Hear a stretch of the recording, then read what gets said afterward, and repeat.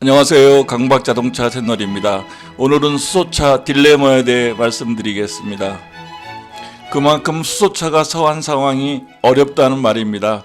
승용 부분에서 친환경차로 경쟁하던 전기차는 이미 대세로 자리잡아 쫓아가기 힘들게 됐고, 대형차 부분에서는 연료전지의 약점을 보완하고 내연차 장점을 계승한 수소 엔진이 대안으로 개발되고 있습니다.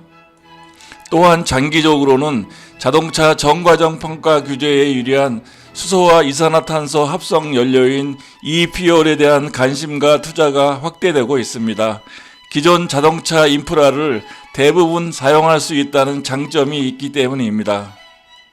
오랫동안 수소차 개발에 투자해온 자동차 회사 중 몇몇 회사들은 승용 부분은 포기하거나 신차 개발을 늦추는 사례가 나타나고 있습니다.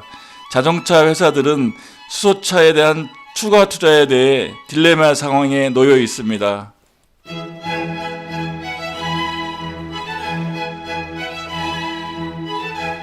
탄소 중립 정책 시행으로 친환경차 보급이 급속하게 진행되고 있습니다. 불가능할 것만 같았던 2021년 유럽 신차의 이산화탄소 배출량 규제도 전기차 판매량의 급속한 증가로 대부분 여유있게 만족할 수 있었습니다. 앞으로 내연차에 대한 배출 규제 압박은 더 거세지게 됩니다. 지난 5월 유럽연합의회가 2030년까지 탄소 배출량을 55% 수준으로 감축하는 법안을 통과시키면서 2035년부터 휘발유 경유 차량의 신규 판매를 사실상 금지하였습니다. 유럽에 이어 세계 최대 시장으로 꼽히는 중국, 미국 등의 상황도 비슷합니다.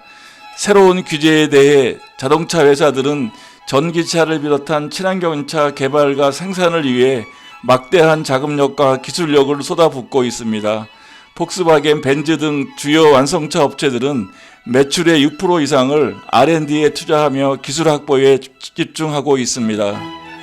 친환경차로서 전기차는 승용 부분에서는 이미 대세로 자리 잡았고, 보조금을 축소해도 시장이 정착된다는 전망이 나오고 있습니다. 전기차는 2021년 600만 대 이상 판매해 전체 신차 판매량의 8%를 넘었고, 2020년 대비 2배 이상 판매량이 증가했습니다. 유럽에서는 신차 대비 전기차 판매가 18%로서 전기차 전환을 강력하게 추진하던 유럽 각국에서는 전기차 보조금을 줄이는 논의를 시작했습니다. 전기차 판매가 늘면서 보조금 없이도 수요가 뒷받침할 수 있다는 판단에서입니다. 영국에서 보조금 제도가 처음 시행됐던 2011년만 해도 1000대 미만이었던 전기차 판매량이 올해 상반기에만 10만 대를 넘겼습니다. 독일에서도 전기차 판매가 신차 판매량의 14%에 달하고 있습니다.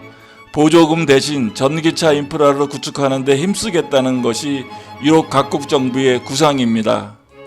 전기차에 비하면 친환경차로서 수소차는 아직까지 답답한 보급 추이를 보이고 있습니다. 수소차는 2020년 대비 2021년에는 82% 판매가 증가했지만 여전히 2만 대가 되지 않고 있습니다. 2017년 이후 조금씩 증가하고 있지만 한국과 일본 시장에 머무르고 있고 세계 시장으로 확대가 되지 않고 있습니다.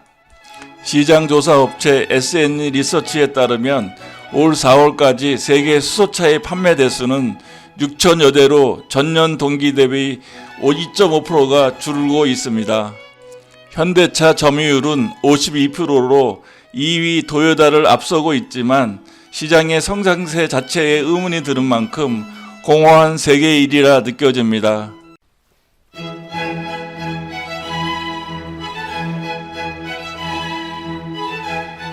수소 연료전지 기술은 수소차가 개발되면서 자동차 제작사를 중심으로 많은 발전이 이루어졌습니다. 1992년 수소 연료전지차 관련 연구를 시작한 도요타는 2014년 제1세대 미라이를 출시하였으며 1회 충전 시 주행거리는 502km였습니다. 1세대 미라이 연료전지 기술은 2008년 시스템에 비해 최대 출력을 90kW에서 114kW로 26% 증가시켰고, 출력 밀도도 120% 증가시켰습니다. 셀의 두께는 1.34mm로서 20% 감소하였습니다. 도요타는 2021년 제2세대 미라이 출시를 통해 또 한 번 연료전지 기술의 발전을 보여줬습니다. 연료전지 최대 출력은 128kW로 12% 증가했고 에너지 효율 개선으로 1회 충전 시 주행거리를 650km로서 30% 획기적으로 증가시켰습니다. 도요타는 1세대 미라이가 한정된 판매에 그쳤던 것에 비해 2세대 미라이는 보다 대중적인 시장성을 보유하고 있음을 자신하며 수소차 시장의 규모를 늘릴 수 있다는 기대감을 가졌지만 현실은 그렇지 않은 것으로 나타났습니다. 수소차 기술 발전에도 수소차 시장이 늘어나지 않자 자동차 회사들은 수소 승용 사업을 포기하고 있습니다. 벤츠는 양산을 목표로 개발한 수소 SUV인 GLC F 모델 생산을 2020년 중단했습니다. 폭스바겐 그룹도 2020년 수소 승용차 개발을 포기하였습니다. 도요타는 2021년 렉서스를 2035년부터 100% 전기차로만 팔겠다고 발표했는데 렉서스가 수소차를 안 한다는 것은 수소 승용차의 대량 보급을 사실상 포기한 것이라는 해석이 나오고 있습니다. 클래리티 수소 승용차를 출시했던 혼다 역시 2040년까지 100% 전기차 회사로 전환하겠다고 발표하면서 수소차 개발을 사실상 포기했습니다. 현대차는 세계 최초로 양산한 대형 수소트럭 엑시언트의 후속 모델을 잠정 중단한 것으로 보입니다. 원래 엑시언트 후속 모델에는 3세대 기술로 용량을 대폭 높인 200kW 연료전지가 탑재하는 것으로 알려졌습니다. 현대차는 200kW 연료전지 개발은 5년 뒤 상황을 보고 진행 여부를 결정하는 것으로 알려졌으며 이 연료전지는 2025년 양산 목표였던 제네시스에 들어갈 예정이었는데 이 일정도 함께 연기되었습니다.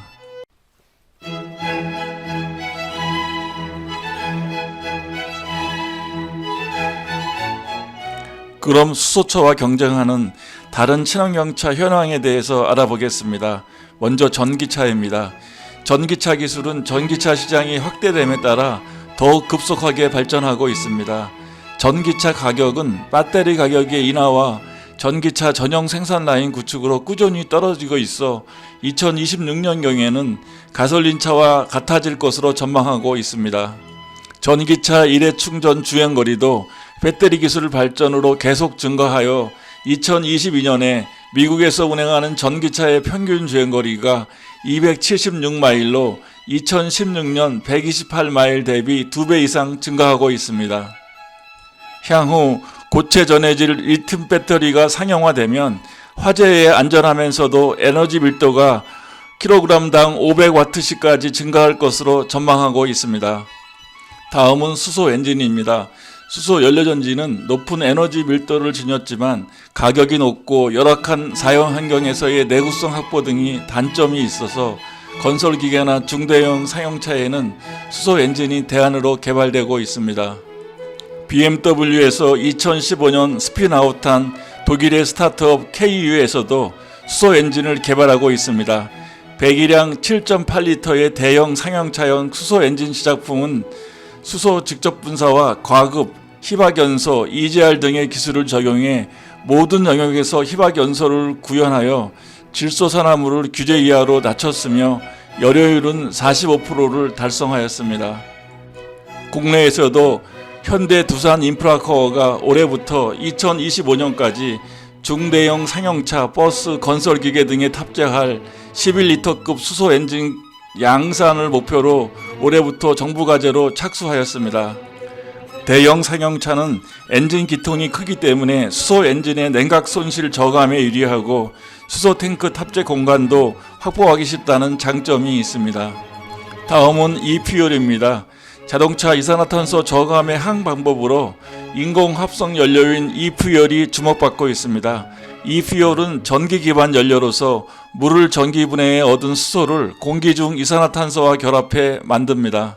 e퓨얼은 화학적 구성이 석유와 동일하여 가솔린, 디젤은 물론 제트 엔진에도 개조 없이 쓸 수 있어 편리한 장점이 있습니다. 2030년 이후 도입이 예상되는 전과정 평가 규제 하에서는 내연차의 화석 연료를 EPR로 바꿈으로써 이산화탄소 배출량을 크게 줄일 수가 있습니다. 연료 제조 과정에서 이산화탄소를 흡수하는 것이 반영되기 때문입니다. 포르쉐는 EPR을 이용하면 내연차 이산화탄소 배출량의 최대 85%까지 감소시킬 수 있다는 전망을 내놓고 있습니다. 독일의 포르쉐는 2020년 12월 2,400만 달러를 들여 칠레에 EPR 공장을 세우고 있습니다. 포르쉐는 2022년부터 풍력 발전을 이용한 EPR 생산에 착수할 예정입니다.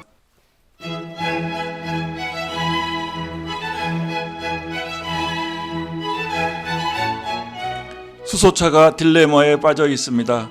지난 30년 동안 꾸준한 기술 개발로 연료전지의 성능과 가격을 낮춰왔지만 수소차 시장이 정체되어 대량 생산이 어려워지면서 고민이 깊어지고 있습니다. 도심 승용차 시장의 경쟁 상대였던 전기차는 친환경차의 대세로 자리매김하였고 보조금 없이도 구매력이 생길 만큼 발전하여 수소차가 넘볼 수 없는 상대가 되어버렸습니다. 유럽 수소 전략에 의하면 본격적인 대규모 그린 수소 생산은 2030년 이후부터입니다. 앞으로 8년 동안 수소를 활용한 친환경차 기술이 어떻게 발전할지 누구도 장담할 수 없습니다. 수소 시대를 맞이하면서 자동차 회사의 현명한 판단이 필요할 때입니다.